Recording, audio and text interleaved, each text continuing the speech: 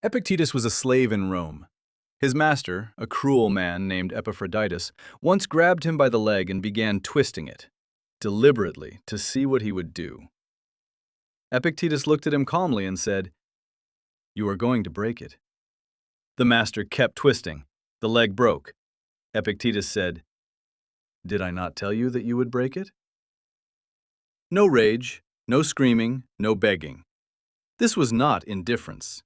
This was philosophy in its purest form. A man who owned nothing, not his body, not his time, not his freedom, had discovered something no one could take from him.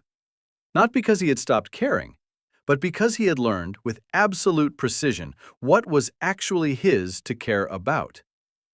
When you have no external power whatsoever, the only philosophy that can set you free is one that places power entirely within. Epictetus didn't invent the dichotomy of control in a lecture hall, he forged it in chains. We exhaust ourselves trying to control things we never had control over. What someone thinks of us, whether a relationship works out, whether we get the job, the approval, the outcome we wanted. We spend our days negotiating with reality, furious when it won't cooperate. And when it doesn't, when the person leaves, when the answer is no, when the plan falls apart, we feel not just disappointed, but robbed, as if something that was ours has been taken. But Epictetus would ask you, was it ever really yours? The opening lines of his only book, the Enchiridion, which means close at hand, are these. Some things are in our control, and others are not. Things in our control are opinion, pursuit, desire, aversion. Things not in our control are body, property, reputation, command. That is the dichotomy of control, not a suggestion, a map. Everything in your life falls on one side or the other. What you think, what you want, how you choose to interpret what happens to you, that is yours. What other people do, what they say about you, whether your body gets sick, whether the world rewards your effort, that is not yours. Most of us live as if this line doesn't exist. We treat other people's opinions as facts about our worth. We treat circumstances as verdicts.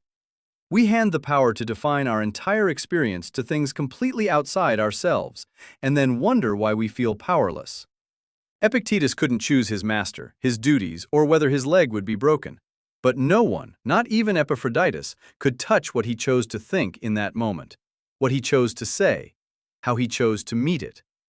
That was entirely his. And because it was entirely his, it was enough. Here is the one thing worth doing with this. The next time you feel anxious, angry, or stuck, before you react, ask one question. Is this actually in my control? Not, can I influence this? Not, do I wish this were different? Just, is it mine to control or not?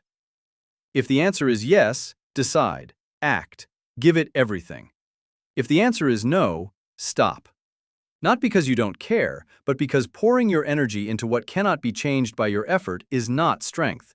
It is waste. And Epictetus spent his entire life showing that the person who stops wasting themselves on what they cannot control becomes, quietly, one of the most powerful people in the room. He never published his philosophy. It was written down by a student without his knowledge from memory. A man who owned nothing left behind one of the most influential texts in human history. He wrote, "Make the best use of what is in your power, and take the rest as it happens." Not resignation, not defeat. The freedom that comes from knowing exactly where your power ends and choosing to be complete within it.